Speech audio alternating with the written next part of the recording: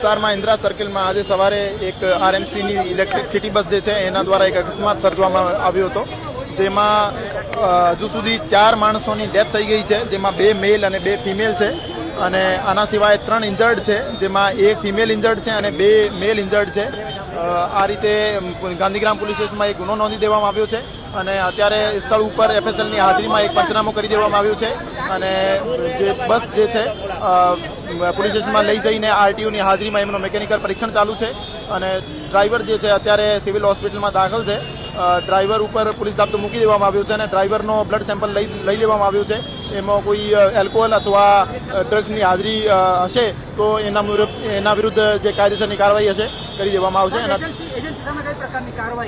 આ તપાસનો વિષય છે, તપાસમાં આગળ જે આવશે એના વિરુદ્ધ કાર્યવાહી કરશે। કુલ હજુ સુધી જે માહિતી મળી છે એમાં 2 મેલ અને 2 ફિમેલ આ રીતે કુલ 4 ડેથ થયા છે અને 3 ઇન્જર્ડ છે।